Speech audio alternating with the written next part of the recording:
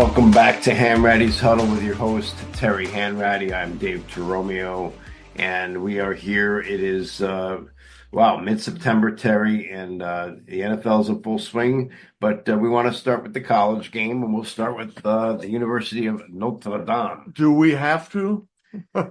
We don't, but... It was an interesting game. Yeah. When you see, my theory, and it's true, what's happened here. So, we got blindsided. Everybody picked us to win by 28 points. Yeah.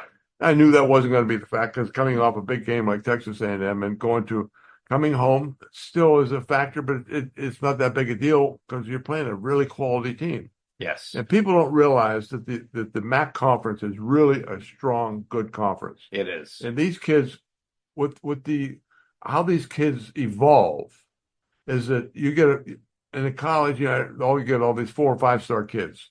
Well, the Michigans, the Alabamas, the Notre Dames, the Ohio State, they all get those kids, right? Well, Right. The kid playing right beside him on that same offensive line is probably a 2-star. He's big, maybe he's overweight, and but it takes a time for him to develop.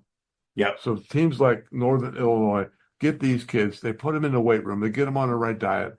They're tough kids to begin with, so they're going to play well. And that's what happened. Their offensive line controlled the game against Notre Dame. They controlled our very good defensive line. And You saw the running back, once he gets through the line of scrimmage, any running back, once the offensive line allows them to get past the line of scrimmage, there's trouble. Now you got to make tackles in the open field, and that's a lot of times very difficult. But you got to give NIU a lot of credit. But then again, Notre Dame was bad. I mean, they were just bad all around. And everybody's blaming the offensive line. Yes. But I look at it, and it's true. When you look at the game, as a quarterback perspective, Riley Leonard had the happy feet, and for a quarterback, there comes our choo-choo train through. There goes, yep. He had happy feet. Once he got the shot or the shotgun snap from center, and as soon as he got that snap, he starts to roll out. Well, there wasn't any reason for him to get out of the pocket. The offensive line is forming that cone, and they're impenetrable. And they did a really good job because they could have stepped up and just looked at the field and taken his throws. But he made the offensive line look bad because he started rolling out and he would get sacked or get rushed. And everybody said, "Oh, the offensive line is horrible." They're not great at this particular time. They're getting better, but in that game they were very good. So, and I look back to the old Steeler days when Terry Bradshaw and I used to, for the first year or so, we went back and forth. And the offensive line would say, "Well, we loved when you were in there because we knew where you were going to be." Terry, and when his first couple of years, he wanted to get out of the pocket and run and throw the ball and run the ball. He was very fast and very strong. Yeah. And once you do that, you get out of the pocket too early. The mentality of the offensive line is that they're saying, I don't need to block because he's not going to be there anyway. The offensive line, in order to get better, has to see a quarterback on his ass a couple times. Yeah. And all of a sudden they start picking up their game. Mm-hmm. So that's that's the evolution of the offensive line. And that's only natural. I mean, you have to, I've said in the past that the greatest team sport you have is football because you got 11 guys on offense. And if one guy screws up, the whole thing is gone. So everybody has to be in rhythm, and the quarterback has to stay in the pocket. They got to take a hit occasionally, and the offensive line pick up their game. Then everything, starts to come together. I will say this as an impartial observer, and I do like Notre Dame football. I'm not obviously the way you, watch the game, but I thought Northern Illinois deserved to win that game. Oh, they won every aspect of the game. Yeah. There's no doubt in my mind. I'm not trying to make excuses for Notre Dame. No, I know. I'm just going to give the evolution of how, a heavy underdog can really beat the big guy. Yes. Because he has players. Especially in this day and age. He has players, they can get through the portal, they can get a couple guys here. Yeah, right. But they don't have no NIL money. Yeah. Which all these other schools have a lot of NIL money. Yeah. But they got a lot of kids who really want to play hard, and they've developed them over the years, and that's the real key. And the growth is incredible because when they, like I said, when they come out of that high school environment, they were sort of, well, do I really want to keep playing football? Then a coach says, well, come on to my small school and let's Yeah. develop you and get you in shape and get you into the weight room and get you, ready, football ready. Yeah. And it takes a couple years to get these kids ready to play. And boy, they were ready against Notre Dame. They played and the other thing is we didn't get a pass rush at all, which means their offensive line did a really good job of blocking our very good defense. Yeah. And a defensive coordinator, Al Golden, who is known for his blitzing. He'll blitz everybody. And they were smart enough because they've been in the system a lot of years and they worked together. They were smart enough to be able to pick up that blitz that we threw at them. So you got to give all the kudos to Northern Illinois. You really do, and clearly they game planned very well, obviously, and I do think that Riley is banged up a little bit. You're the coach that you like, and I think I think he's on the hot seat now because in Notre Dame you lose a game like that, Coach Freeman, you're going to be under scrutiny, and he sure is. So as he should be. I mean, that's the thing about you got a quarterback and a head coach. Yeah. When a team wins, they get too much credit. Right. Both of them. And when a team loses, they both get too much abuse. But that's the nature of the beast. It is. Any surprises so far other than that? I mean, that's the biggest shock so far in this college football season. That sort of threw me for a loop for the rest of the weekend. Yeah, but luckily, my Steelers and Fields looked very good Sunday. Yeah. Russell hurt his calf, so he couldn't play.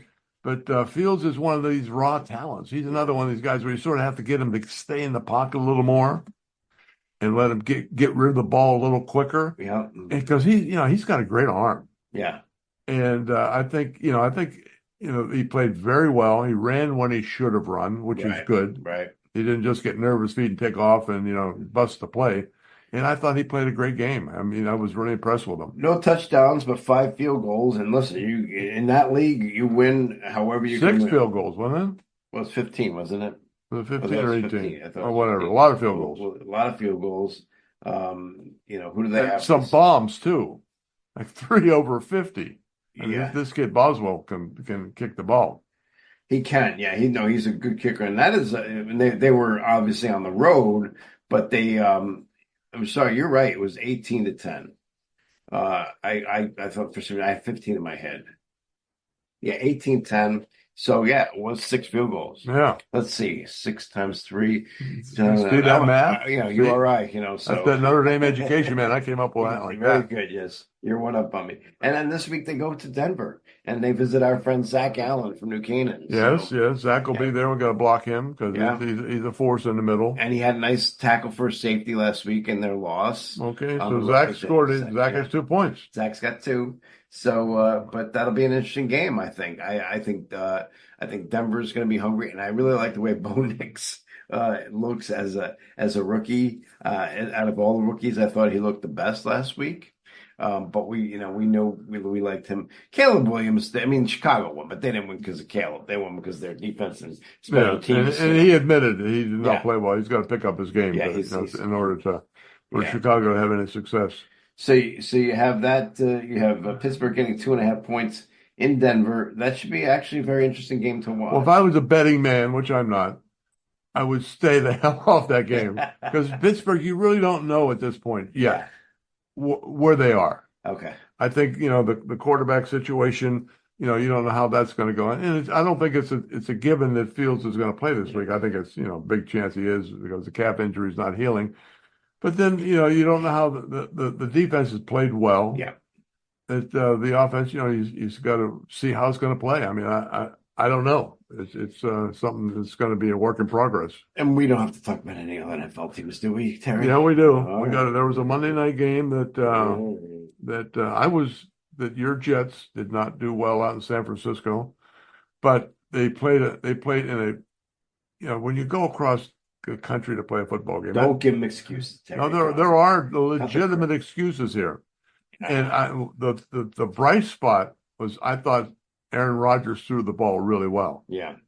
I mean, he picked out the right guys and he threw the ball the right way. And just that they had the defense on the field too much the first half. And the defense was on the field for almost the whole game. And that goes back to what is going to happen, what doesn't happen in preseason. These guys are not game ready to play 4 quarters. Okay, let's stop there because you've been saying this forever. Since last freaking April, May, June, and we talked about it all summer long. And you're 100% accurate. And Dan Campbell even came out and said, "Look, these teams aren't ready to play. This is their preseason now, which is Yeah, bizarre to me. it is their Yeah, this is preseason. their preseason, the first 3, 4 weeks. And at the end of the day, he said, listen, the team, and he's right. The team that can just go out there and play basic football the first few weeks, tackle, block, are going to win. Yeah, yeah. And he's No, right. the thing is they've dropped it when I was playing. We played 6 preseason games, Right.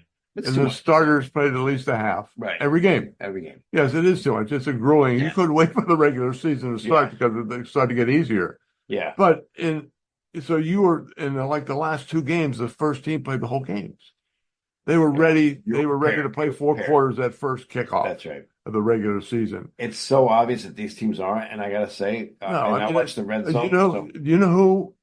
I think we mentioned last week that the team that goes away and hits, in preseason. Yep. They get out of their town, right, and they go away to an area, a camp, mm-hmm.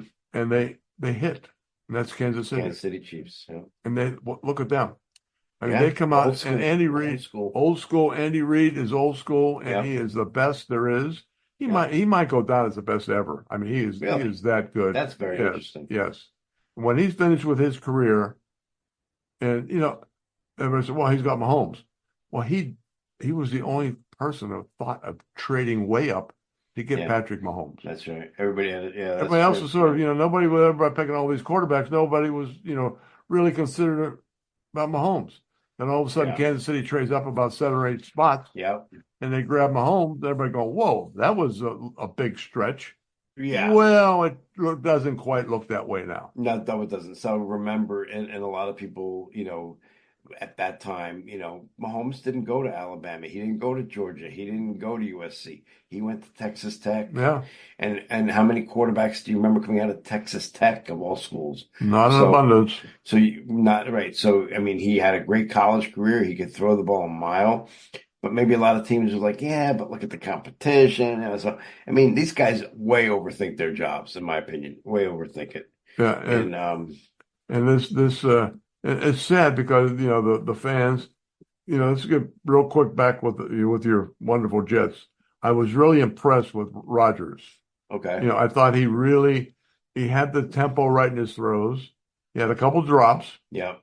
And a couple nice throws downfield. The one for the touchdown was, he had a window about that big to put the ball in there. Yeah. And he did, just like he always has done. And I said several years ago, he's the only quarterback I would pay to watch.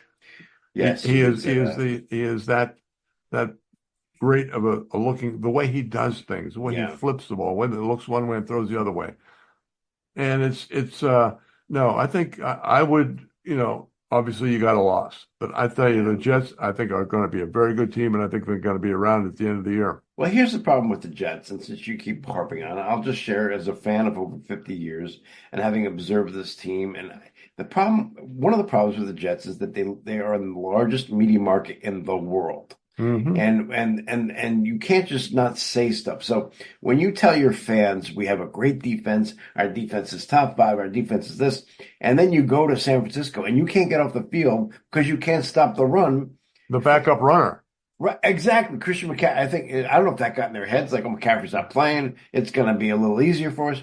They just dominated that line of scrimmage, and that's not good defense. Pass defense might be very good, but they didn't dominate at the beginning of the game, though. Yeah, I know. The Jets played well, and you have to, again, I keep harping it because it's so true. It's a team sport. It is. And the offense has got to take their share of the load. Yep. And they got to realize they can't keep the defense out there 3 and out, 3 and out, 3 and out, and keep pushing, the defense to the breaking point. Yeah. You have to give each a rest. Let them sit on the sideline. Let's get a long drive where we can put together, a dozen plays, 6 yards here and a throw here, and give the defense time to get rest on the sidelines. Okay, so just to recap, before we transition out of this a little bit, Notre Dame is now 1-1, and they have a game this weekend. Going down to Purdue, and Purdue, when I was there, was always a pain in the behind. Very tough team, very tough home team. Yeah, those one of those games. Back then, it was a big interstate rival. Yeah. And now, we haven't played Purdue in such a long time that you wonder where the rivalry is, but you know darn well that Yeah. they saw what NIU did, Yes. and now we've got to correct that on the field, Yep. or everybody's going to say, hey, We can beat them. yeah, You can beat them. that's sad. The Steelers are 1-0, and they're going to Denver. There's still a big question mark with the Steelers. Okay. The Jets are 0-1, only team in that division not without a win. Buffalo plays Miami tonight. That should be a good game. But the Jets are going to Tennessee to play a team that I'm a little scared of because even though Tennessee's 0-1, they have the quarterback from the kid from Connecticut, Levis. Played Right. here in his high school ball in Connecticut, and then um, played. I can't remember where he played college ball for some reason. It's drawing a blank. But anyway, so that should be an interesting game. If the Jets are 0-2, Kentucky, wasn't very good. Thank you. it? Yeah. Kentucky. Yeah. And see, you're here for a See, reason. that This is old why mind of this mine is is still here. working. And then and then what else? Now we have to talk about, for some reason we have to do, there's always something stupid going on in sports, and we have this situation with Tyreek Hill once again. I see this. I heard it, and I wasn't quite sure what happened. Right. So I saw the video, Right. and you have to realize that did the police go a little overboard? Probably so, but they did the same thing with Scotty Scheffler That's right. at the golf outing, That's right. where he pulls up and he did something wrong, and he got US Open. Yeah, the U.S. Open. They dragged him out of the car, they cuffed him, and Yeah. it was crazy. So the cops went a little overboard there. Right. But you got to realize the mentality of the cops now. These Yeah. cops are getting killed every day, That's right. and they are high alert, and they should be. It should I mean, be they're good. going to work in the morning. They don't know if they're coming home. That's right. And so, I mean, they have to be on high alert. So help them out. Help them Yeah. out. And we've all been stopped by police officers many times through our I've been years. stopped in New Canaan over the years at least 5 times. Oh, yeah, you go back. Lights out. It's crazy. And when they stop, it's yes, sir, no, sir, thank you, sir. And there's never a problem. No. But when he taps on, and I saw him, he said he was banging on the window. No, he tapped on the window with his knuckle. Yeah. Don't tap on my window. Don't tap on my window. Yeah. Whoa. First of all, it's one of these glass things, It's black, hard to you see, can't look right. in. So you don't know if this guy's not a criminal and they're reaching for a gun. Right. So this cop is getting a little anxious. So Yeah. he rolls down the window, hands his driver's license out. He puts the window back up. Keep your window down. Keep your window down. Yeah. Then he taps on the window. Keep your window down. Don't tap on my window. Yeah.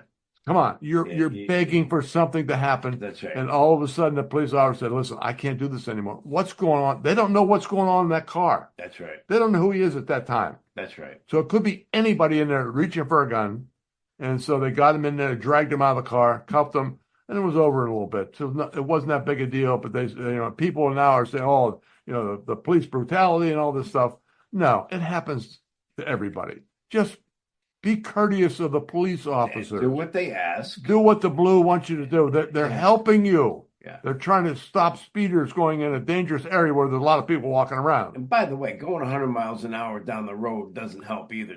Going to the stadium. So there's cars everywhere and people everywhere. Sitting there. And let's be honest. Some of these guys, I know I'm saying it's him, but they just think they're above the law. They think that, for hey, sure, I'm for sure. And so if you be courteous, I've never heard anybody get in a disagreement with a cop who wasn't courteous.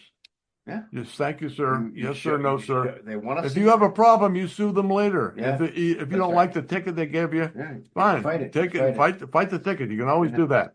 At the end of the day, if a cop pulls you over, they want to see your hands, Yes. right? For that reason, you show them your hands. You comply with their request, license, registration, insurance, whatever they want. You give it to them, and then you have the conversation. Officer, what is the problem? What did I do? What did I do wrong? What did you see? And it doesn't have to be confrontational. But I'll tell you, I agree with you. It's like if they keep siding against the cops in this country, we're not going to have any cops. No. To help right us. now, the enrollment in police officers is way down because they get no respect from anybody, and it's sad. It's very sad because these guys are, there are bad people in every walk of life. That's right. There's bad people in football. There's bad people, doctors, lawyers, teachers, cops. We've seen it at Michigan State. But you just, they're on in this high alert now. Yeah. That just, you just got to help them out a little bit here. A little courtesy. Keep roll the window down. Keep it down. Keep your hands on the steering wheel. Yeah. Make it easy for them, and then it goes so smooth. They're out of there in no time. I'll tell you what doesn't help, and I don't want to get political, but when you have politicians who are, want to defund the police or who are say, it almost gives you ammunition to act that way. Like, hey, these people think you're jerks. Why should I comply with you? So, Well, we don't want to get political, then I'll really go off. Okay, that's right. All right, let's stick to football. Let's stick to sport. Sport.